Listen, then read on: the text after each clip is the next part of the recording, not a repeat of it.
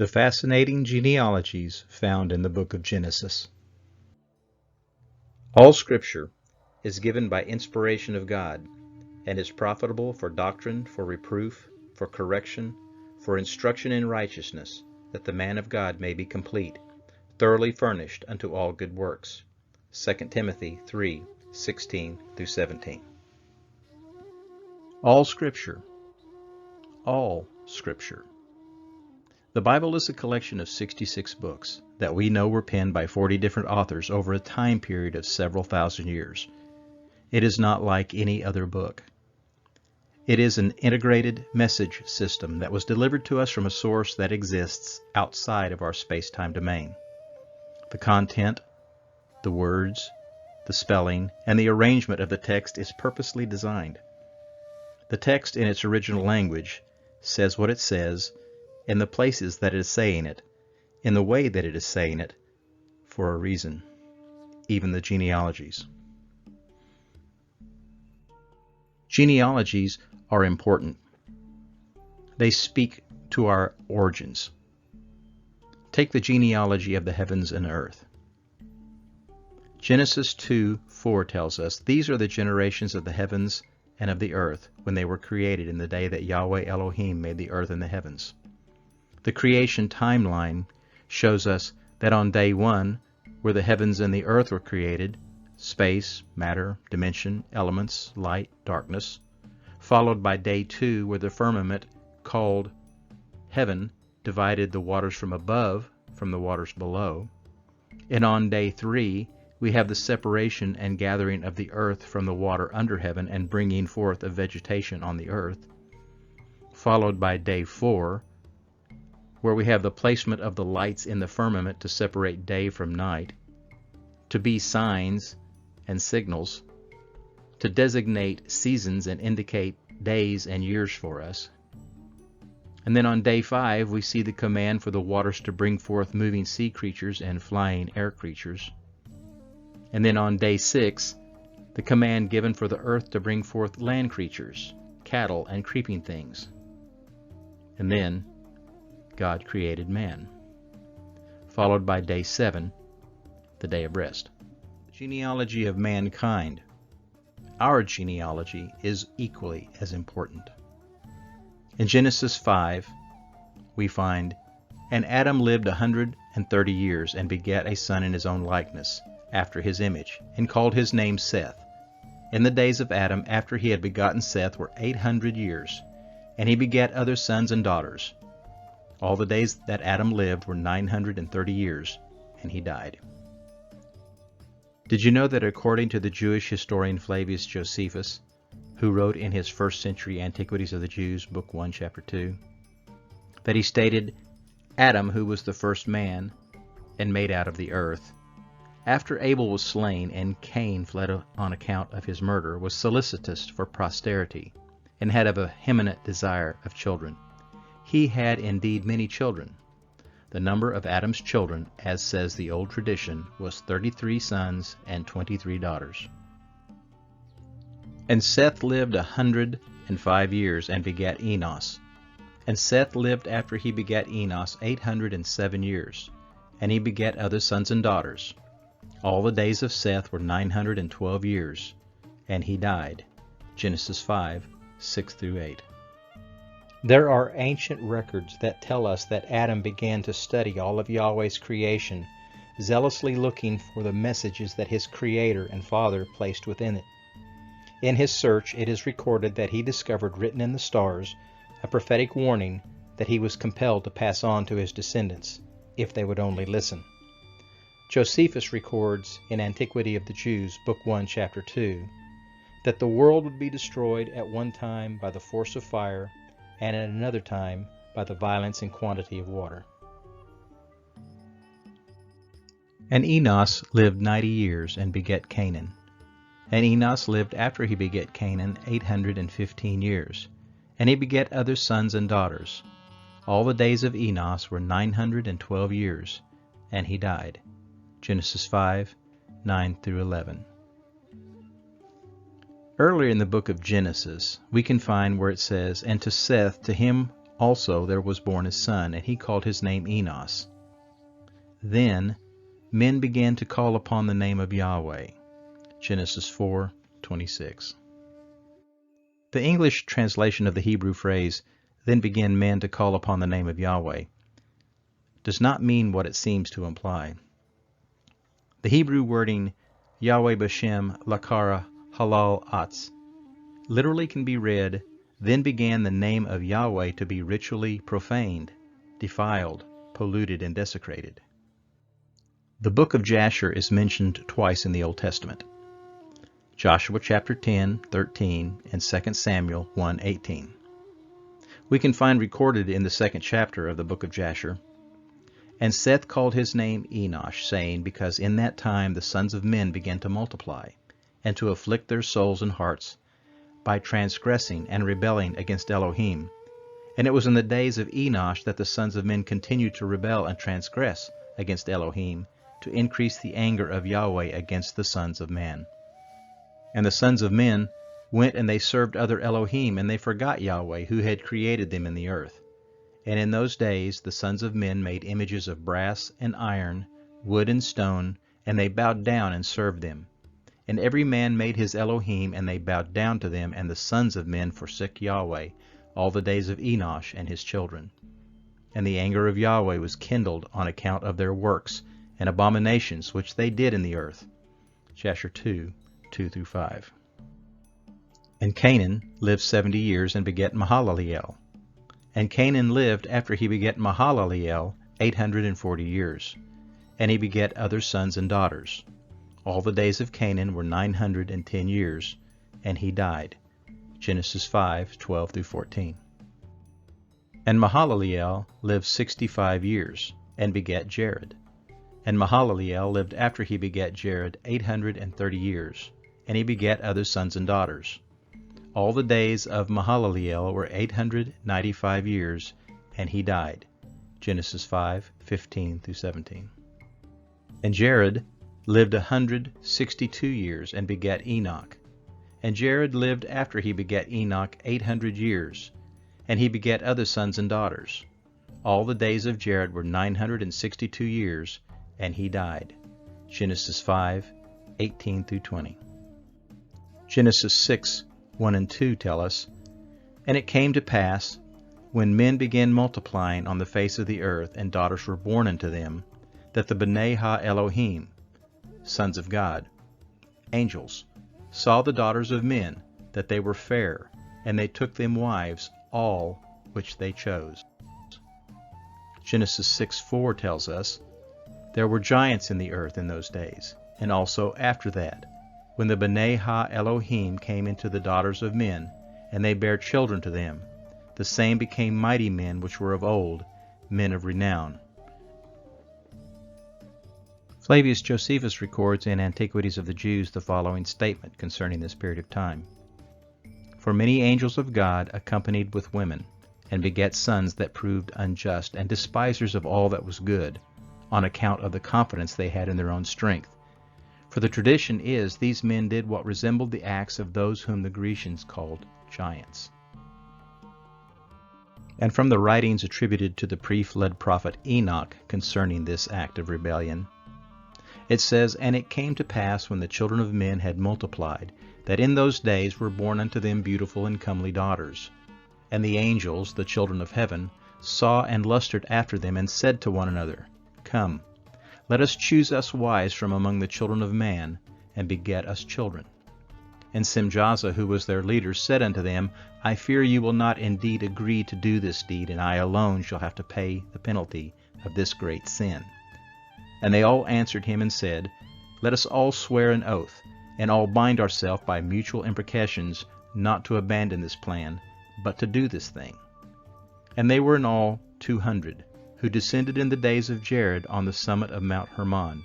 And they called it Mount Hermon, because they had sworn and bound themselves by mutual imprecations upon it. Enoch 6, 1-7. The book of Enoch continues to describe this time as evil and abominable. His writing speaks of the wickedness, perversion, and corruption that began to increase exponentially in the world, and it speaks of Yahweh's great displeasure and his plan to eradicate it. Enoch 12:4 tells us, Enoch, thou scribe of righteousness, go declare to the watchers of the heavens, who have left the high heaven, the holy eternal place, and defiled themselves with women, and have done as the children of earth do. You have wrought great destruction on the earth, and you shall have no peace nor forgiveness of sin. And Yahweh saw that the wickedness of man was great in the earth, and that every imagination of the thoughts of his heart was only evil continually. And it repented Yahweh that he had made man on the earth, and it grieved him at his heart. And Yahweh said, I will destroy man whom I have created from the face of the earth. Genesis 6:6-7. Judgment was coming. And Enoch lived 65 years, and begat Methuselah. And Enoch walked with Elohim after he begat Methuselah 300 years, and he begat other sons and daughters. All the days of Enoch were 365 years, and Enoch walked with Elohim, and he was not, for Elohim took him. Genesis 5:21-24. We just saw that in Genesis 5:22, that it told us that Enoch walked with Yahweh, and he was ultimately taken into heaven without ever dying. We can only speculate about the conversations they must have had. We do, however, have the ancient account of Enoch and texts recorded in the Bible declaring that Yahweh was about to make the next counter-move in the history of man, and Enoch memorialized the surety of that move in the name of his son, Methuselah, which means, when he dies, it shall be sent. And Methuselah lived 187 years and begat Lamech. And Methuselah lived after he begat Lamech 782 years, and he begat other sons and daughters. All the days of Methuselah were 969 years, and he died. Genesis 5:25-27. And Lamech lived 182 years, and begat a son, and he called his name Noah, saying, This same shall comfort us concerning our work and toil of our hands, because of the ground which Yahweh hath cursed. And Lamech lived after he begat Noah 595 years, and he begat other sons and daughters. All the days of Lamech were 777 years, and he died. Genesis 5:28-30. And Noah was 500 years old, and Noah begat Shem, Ham, and Japheth. Genesis 5:32. I need to insert a point of consideration here. Just because this verse tells us that Noah was 500 years old when he began having Shem, Ham, and Japheth, by no means indicates that these were his only children that he had ever had. Nowhere in this genealogical list, or in the Bible as a matter of fact, is it stated or even implied that the men in this list are the firstborn. We know for a fact that Seth had at least 2 brothers born before him. Now for some fun. Are we looking at a message that is hidden in plain sight? Do you honestly believe that the Holy Spirit placed this seemingly simple genealogical list of names in the Bible for no apparent reason? We've already seen that Methuselah's name means, when he dies it shall be sent, or his death shall bring. Let's look at the other names and see what surprises we can find. Adam means man. Seth means appointed. Enosh means mortal. Canaan means sorrow.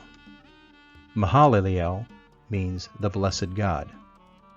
Jared means shall come down. Enoch means teaching. Methuselah means his death shall bring. Lamech means the despairing. When Lamech was 56 years old, Adam died, and Lamech became the patriarch of the Adamic line. 126 years later, Noah was born, and the days of Noah began. Noah means rest or comfort. When you put the meaning of the names all together, you get, man is appointed mortal sorrow, but the blessed God shall come down teaching that his death shall bring the despairing rest. The implications of this discovery demonstrates to us that in the earliest chapters of the book of Genesis, God already clearly laid out his plan of redemption for the predicament of mankind. And then, a global reset was initiated, and the first chapter in the book of man was closed. How about a little thought exercise? Have you ever wondered how many people may have died during the flood of Noah? Most people haven't thought about that, but we are, so let's set up the exercise. Before the flood, living on planet Earth was better than anyone can imagine. It was the perfect environment. Clean water, unlimited food supply, no pollution, perfect climate, no natural disasters, perfect health, and no real sickness. The Bible tells us the average lifespan of a human was 900 years old.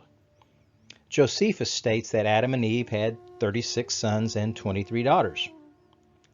We're going to be much more conservative than that. From Adam to Noah were 10 generations. There was Adam, Seth, Enosh, Canaan, Mahalalel, Jared, Enoch, Methuselah, Lamech, and Noah. Calculating the number of people who lived on this planet at that time is much more complicated than I'm showing it to be. The whole point in this little exercise is to show that the world population would grow exponentially in a short period of time under the ideal conditions of the pre-flood world. Our assumptions are going to be that everyone lived to the biblical average age of 900 years old when they died. That every couple had an equal number of boys and girls.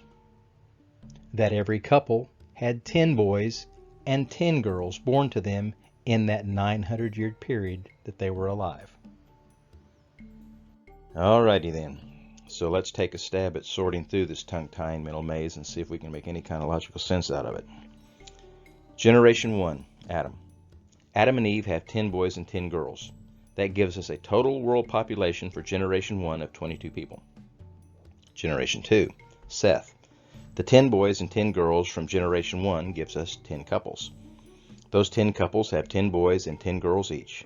We add this total to the previous generation total, and that gives us a world population of 222. Generation number 3, Enosh. The 100 boys and 100 girls from Generation 2 gives us 100 couples. These 100 couples have 10 boys and 10 girls each. We'll add this total to the previous generation's total, and that gives us a world population of 2,222. Generation number 4, Canaan. The 1,000 boys and 1,000 girls born to Generation 3 give us 1,000 couples. Each of the 1,000 couples have 10 boys and 10 girls. We add this total to the previous 3 generations' total, and that gives us a world population of 22,222. See how this is working? Generation number 5, Mahalalel. The 10,000 boys and 10,000 girls from Generation number 4 give us 10,000 couples. They have 10 boys and 10 girls each. We add this total to the previous 4 generations' total, and that gives us a world population of 222,222. Generation number 6, Jared. The 100,000 boys and 100,000 girls born to Generation number 5 give us 100,000 more couples. These 100,000 couples have 10 boys and 10 girls each. We add this total to the previous 5 generations' total, and that gives us a world population of 2,222,222. Remember, the average lifespan of a human before the flood was 900 years old. Adam and Eve are still alive at this time. Generation number 7, Enoch. The 1 million boys and 1 million girls born to Generation number 6 give us 1 million couples. If the 1 million couples have 10 boys and 10 girls each, we'll add this number to the previous 6 generations total, and we end up with a world population of 22,222,222. Generation number 8, Methuselah.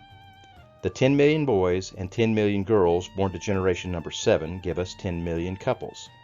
When these 10 million couples have 10 boys and 10 girls each, we add this total to the previous 7 generations total, and we end up with a total world population of 222,222,222.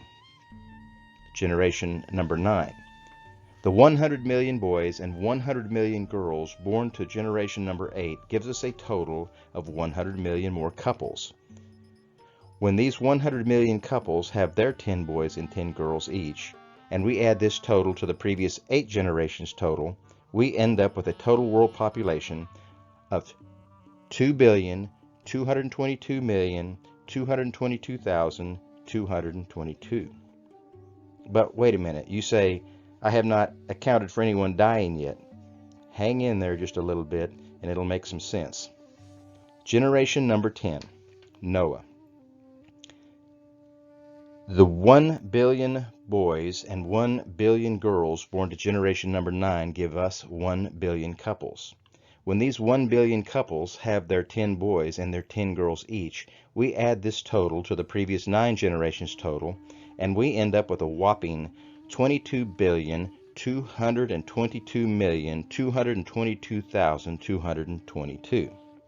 Now, let's talk about those deaths.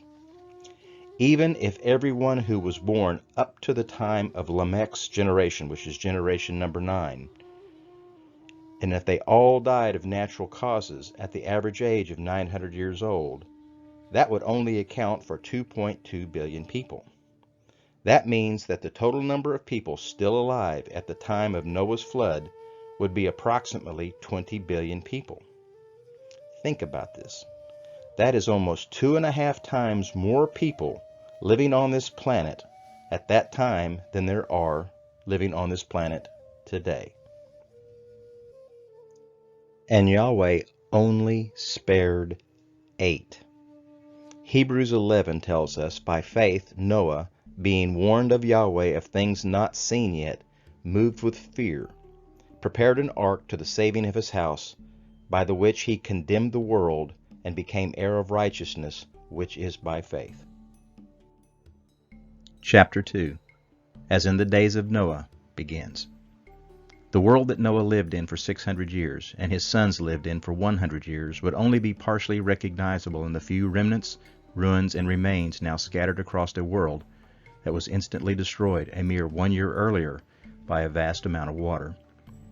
Noah was now the patriarch of the Adamic line, and now, by default, the de facto ruler of the world of man, that he and his 3 sons would now begin to repopulate. Genesis 11:10 and 11 tells us, these are the generations of Shem. Shem was 100 years old and begat Arphaxad, 2 years after the flood. And Shem lived after he begat Arphaxad 500 years, and he begat other sons and daughters. And Arphaxad lived 35 years and begat Salah. And Arphaxad lived after he begat Salah 403 years, and he begat other sons and daughters. Genesis 11:12 and 13. And Salah lived 30 years and begat Eber. And Salah lived after he begat Eber 403 years, and he begat other sons and daughters. Genesis 11:14 and 15. And Eber lived 34 years and begat Peleg. And Eber lived after he begat Peleg 430 years, and he begat other sons and daughters. And Peleg lived 30 years and begat Reu. And Peleg lived after he begat Reu 209 years, and he begat other sons and daughters. Genesis 11:18 and 19. Within 4 generations after the flood, no more than 200 to 300 years later, the post-flood alliance of fallen angel and fallen man began implementing their next rebellious countermove that manifested itself sometime within the lifetime of Peleg. There's more to be said about this incident shortly. And Reu lived 32 years and begat Serug. And Reu lived after he begat Serug 207 years, and he begat other sons and daughters. Genesis 11:20 and 21. And Serug lived 30 years and begat Nahor. And Serug lived after he begat Nahor 200 years, and he begat other sons and daughters. Genesis 11:22, 23. And Nahor lived 29 years and begat Terah. And Nahor lived after he begat Terah 119 years, and he begat other sons and daughters. Genesis 11:24-25. And Terah lived 70 years and begat Abram, Nahor, and Haran. First, let's unpack what we've looked at so far. I bet you want to know if we're still looking at a message that is hidden in plain sight. We ended the first message with the meaning of Noah's name. So we'll begin this search with Shem's name. Shem means name. Arphaxad means releaser, healer.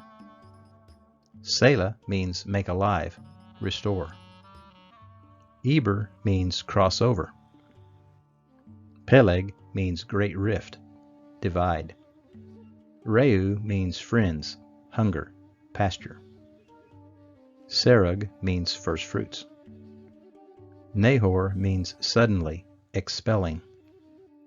Terah means wanderer. When we put together the second group of names, we get, his name shall heal and restore, crossing over the great rift for friends hungering for pasture, and suddenly expelling wanderers. And when we connect the pre- and post-flood names together, we get, man is appointed mortal sorrow, but the blessed God shall come down, teaching that his death shall bring the despairing rest. His name shall heal and restore, crossing over the great rift for friends, hungering for pasture, and suddenly expelling wanderers. Before we unpack this genealogical record anymore and look at other interesting facts and implications associated with it, let's take a short detour. Even before Eloheinu removed the man and the woman from the paradise he created just for them, closing the veil of heaven behind them with the cherubim wielding a fiery sword, Yahweh cursed the Nachash and decreed to him through a sure word of prophecy that there would be enmity, extreme hatred between the seed of the Nachash and the promised seed of the woman he had beguiled, and that promised seed of woman would crush his head and end his rebellion. The genealogical record we have been tracing is the genetic path that this promised seed of woman was to take. Do we have any evidence of an opposing lineage, a pathway for a counterfeit seed, a possible seed of the line of the Nakash? Most of us are familiar with the story of Cain and Abel. Cain murdered Abel in a fit of rage, and Yahweh punished the unrepentant Cain by cursing him from the earth.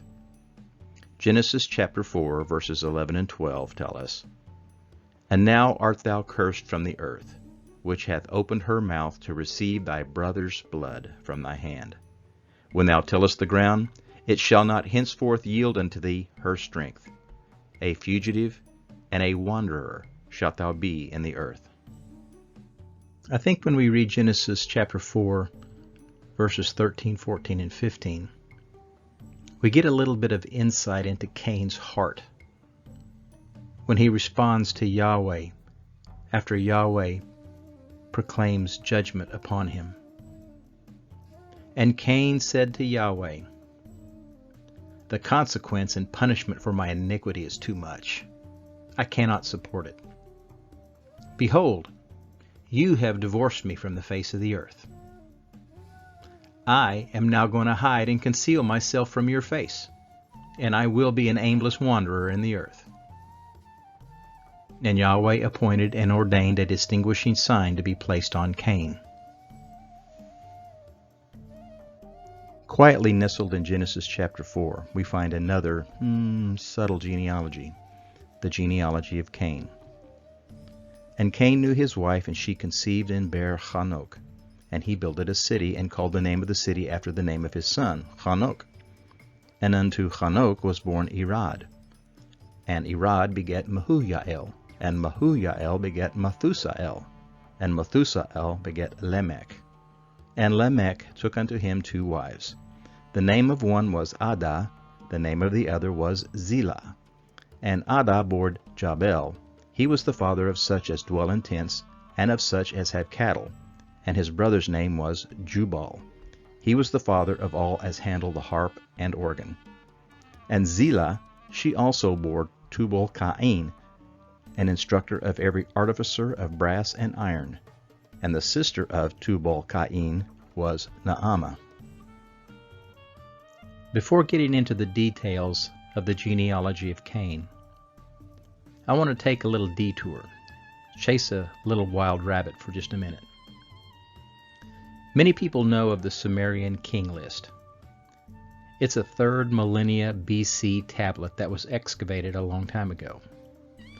It is a list of ancient kings that are shown to have exceptionally long lives, some that ruled before the flood, and it specifically mentions a cataclysmic flood that disrupts the ancient world order before starting over again.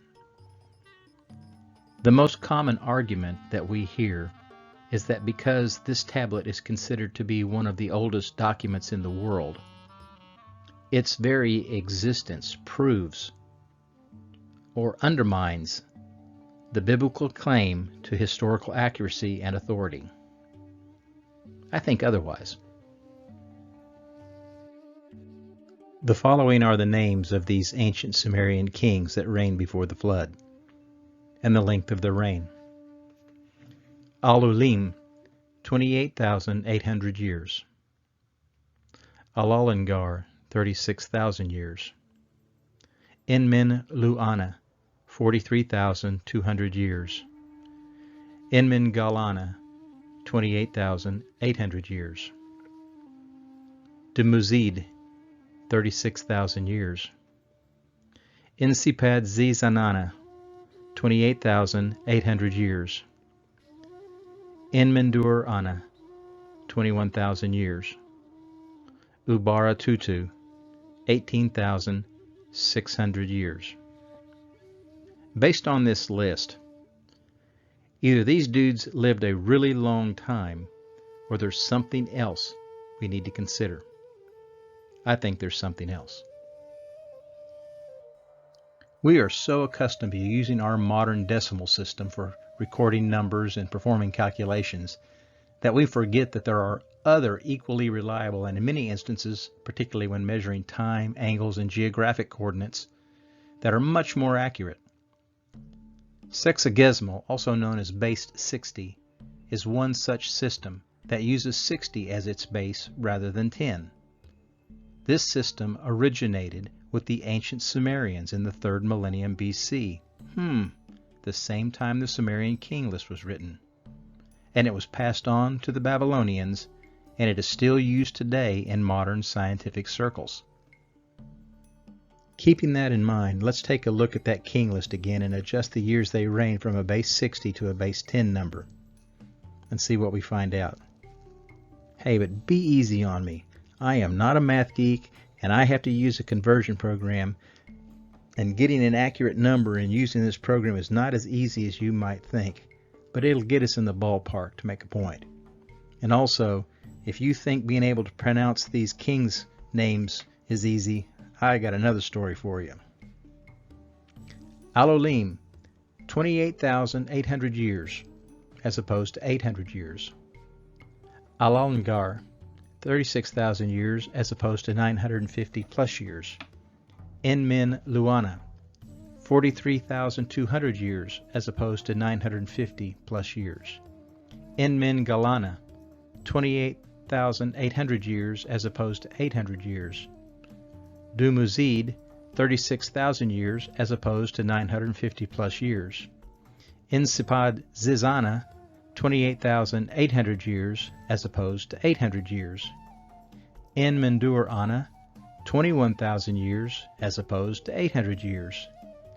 And Ubara-Tutu, 18,600 years, as opposed to 599 plus years. So what's the point?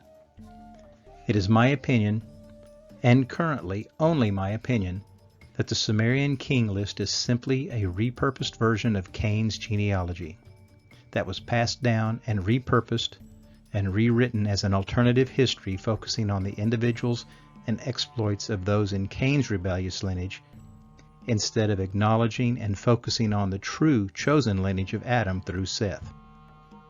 Why do I say that? Cain was the firstborn of Adam, and rightful heir apparent to the Adamic kingdom and chosen line of succession. That is, until Yahweh pronounced judgment upon him and drove him away. Instead of submitting himself to the rightful rule of the Adamic line, Cain began creating his own kingdom and kingship. In the book of Josephus we found written of Cain, "He did not accept of his punishment in order to amendment, but to increase his wickedness, for he only aimed to procure everything that was for his own bodily pleasure. He augmented his household substance with much wealth. By rapine and violence, he excited his acquaintance to procure pleasures and spoils by robbery, and became a great leader of men into wicked courses. He also introduced a change in that way of simplicity wherein men lived before, and was the author of weights and measures, and the setting up of boundaries. And whereas they lived innocently and generously while they knew nothing of such arts, he changed the world into cunning craftiness." The result was the ancient and illegitimate kingdom of Cain that was emerging alongside the legitimate kingdom of Adam, became the fountainhead from which the many stories of ancient mythic kingdoms come. Using some of the information just discussed, we will take another comparative look at the biblical genealogies found in Genesis, only this time we will be looking at a snapshot of Cain's descendants, with a brief nod to their possible association to pre-flood individuals found on the Sumerian king list.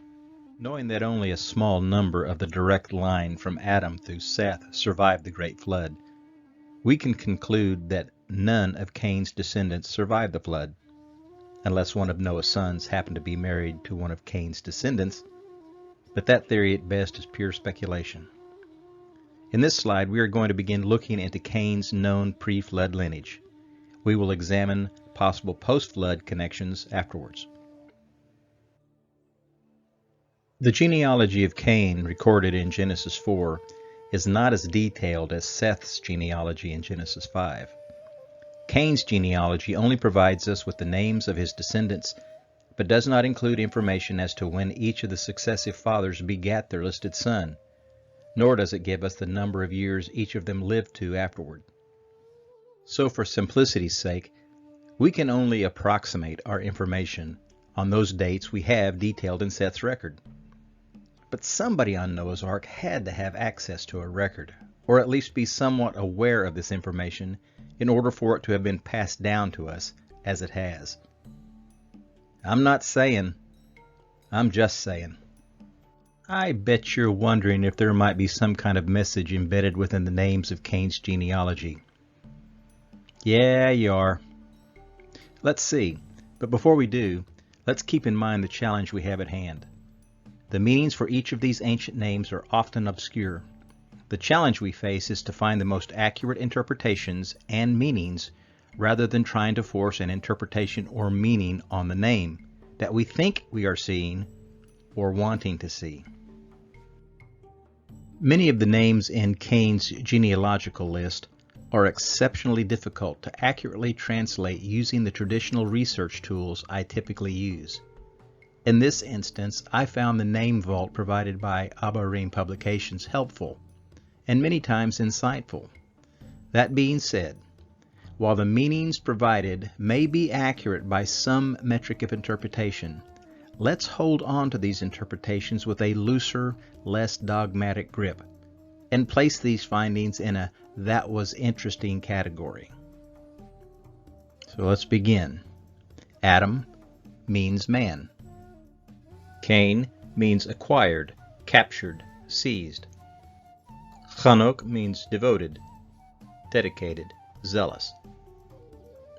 Irad means assembly, mobilization, sovereign, domain, dragon.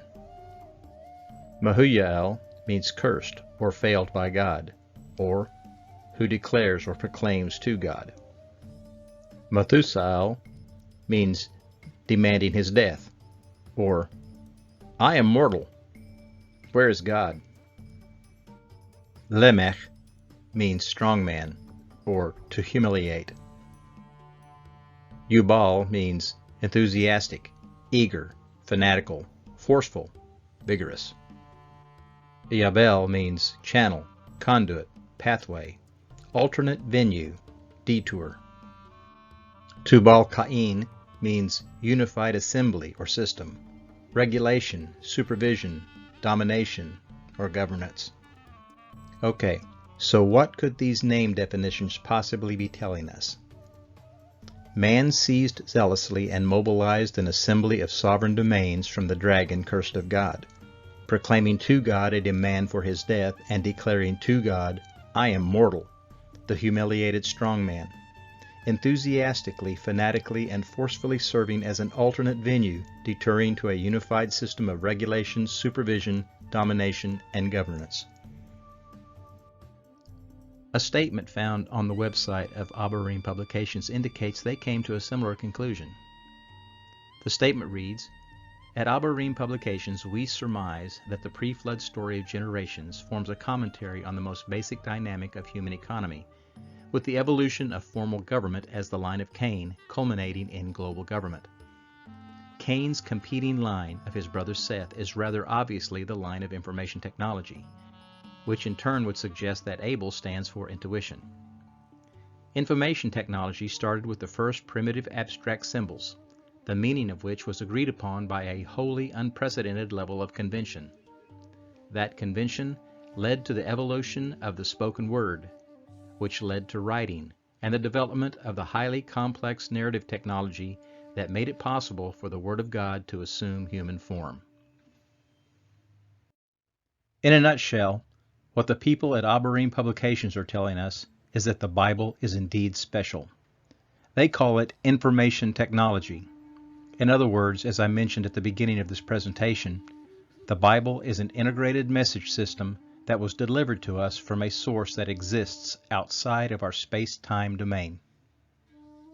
The content of the Bible, the highly complex narrative technology they speak of, is made up of words, the abstract symbols agreed upon by a wholly unprecedented level of convention. In other words, God created Adam. He gave Adam the ability to hear him and completely understand what was being said to him, which led to the ability to communicate using words, text, and context. The evolution of the spoken word, which led to writing that they refer to. In other words, as I mentioned earlier, the messages in the Bible, in their original language, says what it says in the places that it is saying it, in the way that it is saying it, with a purpose, for a reason. It's time to move on. I think we've beat this horse long enough. After the flood, Noah was clearly the living patriarch of the Adamic lineage through Seth, and now he found himself the rightful heir apparent of the new world's kingdom. So what happened? What changed that would require God to unleash another cataclysmic event upon mankind 200, 300 years later? In Genesis chapter 9, we find the account of Noah planting a vineyard, making wine, getting drunk, and laying down uncovered in his tent. We're then told that Ham saw his father's nakedness and then told his brothers about it. When Noah woke up and realized what happened and what his son did to him, Noah cursed Canaan, one of Ham's sons. Clearly, all of the dots are not connected for us in this story, and something tells me that there was something much more that happened than what we are told, other than Ham simply seeing his father naked. The point that needs to be made here is that this is the point of origin, marking a parting from the way. We see in the actions of Ham a seed of darkness in his heart, an unspoken pleasure and enjoyment of perverse thoughts. We can only suppose that this trait, this inclination, was passed on to his children, and possibly encouraged. And maybe that's what Noah saw and why he cursed Canaan. So we can now see that there is something about Ham and something about Ham's descendants that make it compatible with the rebellious pre-flood lineage of Cain. And just as we saw a counterfeit kingdom and an alternate ruling patriarchy birthed through Cain, we now see the same scenario repeating itself after the flood, only this time through Ham. We know that the people of the ancient pre-flood world communicated using one common language, and that many ancient records of the old world and old ways were written in or written on stone. Some of these records could have survived the vast devastation of the flood in part, and the stories they told were all recorded in a language that the flood survivors could still read and understand and comprehend. Could it have been because Ham found some of these ruins and became enamored with the stories they told? We will never know. Do some of our mythologies actually point back to a historical event? An event that is recorded in the book of Jasher? It says, "And the garments of skin which God made for Adam and his wife when they went out of the garden were given to Cush. And after the death of Adam and his wife, the garments were given to Enoch, the son of Jared. And when Enoch was taken up to God, he gave them to Methuselah, his son. And at the death of Methuselah, Noah took them and brought them to the ark, and they were with him until he went out of the ark. And in their going out, Ham stole these garments from Noah his father, and he took them and hid them from his brothers." Interesting to think about, but we just don't know. So getting back to what we do know. According to the Table of Nations found in Genesis chapter 10, verses 6 and 7 tell us, "And the sons of Ham, Cush, and Mitzrayim, and Put, and Canaan. And the sons of Cush, Seba, and Havilah, and Sabta, and Raamah, Sheba, and Dedan." Then we discover in verse 8 that Cush apparently had another son later in life. "And Cush begat Nimrod. He began to be a mighty one in the earth. He was a mighty hunter before Yahweh. Wherefore it is said, even as Nimrod, the mighty hunter before Yahweh." The Bible hints that the son of Cush, grandson of Ham, was different than other men. The word Nimrod is not so much a personal name as it is a descriptive term that means, "let us rebel." This tells us that whatever his given name might have been, he possessed a dark-hearted personality and became known as a Gibborim in the earth, referred to as the great hero. We are not specifically told what was so different about Nimrod for him to stand out so much. Genesis 10:10 tells us, "In the beginning of his kingdom was Babel, and Erech, and Akkad, and Calneh." This is the first place in the Bible where the term kingdom, meaning dominion or sovereignty, is used, and it is our first hint of the post-flood resurrection of a counterfeit kingdom and its war to usurp the authority of the Adamic lineage. In the legendary account of Enmerkar, Nimrod, and the Lord of Aratta, Noah, is one of a series of ancient Sumerian accounts describing the conflicts between Enmerkar, king of Uruk, and the unnamed king of Aratta, located somewhere in modern-day Turkey and Armenia. Because it gives a Sumerian account of the confusion of tongues and also involves Enmerkar constructing temples at Eridu and Uruk, it has been compared with the Tower of Babel narrative in Genesis. We find recorded in the book of Jasher, "And Nimrod dwelt in Shinar, and he reigned securely, and he fought with his enemies, and he subdued them, and he prospered in all his battles, and his kingdom became very great. And all the nations and tongues heard of his fame, and they gathered themselves to him, and they bowed down to the earth, and they brought him offerings. And he became their lord and king, and they dwelt with him in the city at Shinar, and Nimrod reigned in the earth over all the sons of Noah, and they were all under his power and counsel." Jasher 7:44 and 45. There actually exists historical evidence of a person living in the same time frame with the name Ninurta, which means Lord of the Earth. Scholarly research conducted and published by Dr. Amar Onus has concluded that Nimrod and Ninurta were the same person. What I also find of interest is that both Nimrod and Ninurta are also associated with Gilgamesh, and later became known as Melkart, the chief deity worshipped in the ancient city of Tyre. In several ancient bilingual texts that have been discovered, they were also referred to as Hercules. All of these individuals were described to be a Nephilim, that is, 1/3 man and 2/3 Elohim, a hybrid, also referred to as the hero, that accomplished great exploits among men. Fallen angel and fallen man seem to be working together again.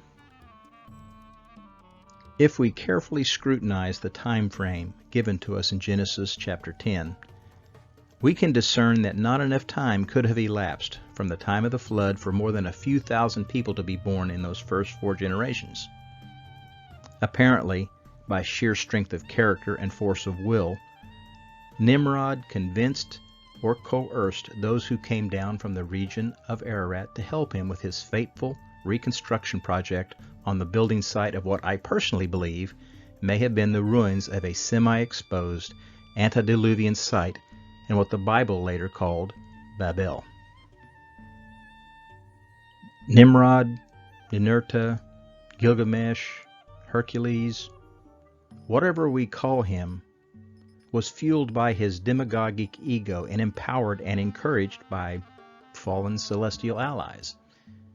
Nimrod was determined to build a tower, or what is also known as a sacred mountain, specifically to go to war with Yahweh.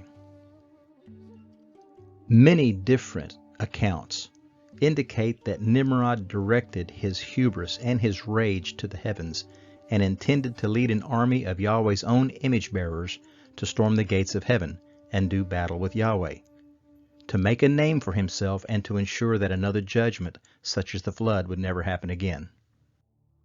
Flavius Josephus recorded in his Antiquities of the Jews, Book 1, chapters 4.2, wrote, "Now it was Nimrod who excited them to such an affront and contempt of God. He also gradually changed the government into tyranny, seeing no other way of turning men from the fear of God, but to bring them into a constant dependence on his power. He also said he would be revenged on Yahweh, if he should have a mind to drown the world again, for that he would build a tower too high for the waters to be able to reach, and that he would avenge himself on El Elyon for destroying their forefathers." Tower of Babel, where the whole earth was divided. "And the whole earth was of one language and one speech. And it came to pass, as they journeyed from the east, that they found a plain in the land of Shinar, and they dwelt there. And they said to one another, Go to, let us make brick and burn them thoroughly. And they had brick for stone, and slime had they for mortar. And they said, Go to, let us build a city and a tower, whose top may reach unto heaven, and let us make a name, lest we be scattered abroad upon the face of the whole earth. And Yahweh came down to see the city and the tower which the children of men builded. And Yahweh said, Behold, the people is one, and they have all one language. And this they begin to do, and now nothing will be restrained from them, which they have imagined to do. Go to, let us go down and confound their language, that they may not understand one another's speech. So Yahweh scattered them abroad from thence upon the face of all the earth, and they left off to build the city. Therefore is the name of it Babel, because Yahweh did there confound the language of all the earth, and from thence did Yahweh scatter them abroad upon the face of the earth." Genesis 11, 1-11. Did you know, located on the plains of ancient Shinar, what we call Sumer, historian and Egyptologist David Rohl believes that the city Eridu was the original Babel, and that the remains of its massive ziggurat is none other than the remains of the Tower of Babel itself. Adding weight to this claim is that Eridu is the oldest city not only in southern Mesopotamia, but also in the world.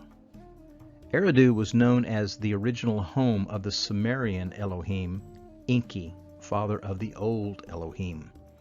And the ziggurat at this site appears to have been left incomplete for some reason, fitting with the Tower of Babel story. And we have recorded in the Bible that it was sometime in the days when Peleg was still alive that Yahweh disrupted Nimrod's vain plan by confusing the languages of man and dispersing them across the far reaches of the globe, setting boundaries for them in accordance with the number of the celestial council of angelic principalities. Deuteronomy 32:8 says, "When El Elyon divided to the nations their inheritance, when he separated the sons of Adam, the B'nai Ha-Adam, and he set the bounds of the people according to the number of the B'nai Ha-Elohim, sons of God," or angels. When Yahweh confused the languages at Babel, sometime in the days of Peleg, the plans of fallen angel and fallen man were once again derailed. No longer able to communicate with one another, the post-flood civilization was now fragmented but would continue to grow and move to all points of the globe. No longer possessing a common language, a single unified ruler or government, any established national borders and boundaries as of yet, and no unifying religion or form of worship, the whole of humanity would have been in a state of transitory upheaval. In the rabbinic commentaries, found in the stone edition of the Torah, Haftorahs, and 5 Megillios with comments anthologized from the rabbinic writings, it is stated that Peleg died at the same time as the Tower of Babel incident. And in the book of Jasher, we find written, "And Peleg the son of Eber died in those days, in the 48th year of the life of Abram son of Terah, and all the days of Peleg were 239 years." Jasher 10:1. 10 years later, when Abram was 58 years old, the days of Noah come to an end, and the patriarchy of the Adamic line is passed on to his son, Shem. What I find absolutely astounding is that from Adam to Abram, there is personal, first-hand, eyewitness, word-of-mouth testimony going all the way back to the first day of man's creation that was transmitted through only 3 people. Adam to Lamech, Lamech to Noah, and Noah to Abram. What I find equally fascinating is that the living patriarch of Adam's line, a physical survivor of the Great Flood, a man who had a life in both worlds, actually outlived Abraham and lived to be able to see, possibly with his own eyes, a 50-year-old Jacob, son of Isaac, son of Abraham, living in Haran with Laban. And possibly, just possibly, as the days of Shem were drawing to a close, the rightful patriarch of the Adamic line would have been able to see or even meet another child from his direct line, a child named Judah, a child chosen to become the future patriarch of a coming new day and the one who would pass the right to rule to another, to the promised seed of woman.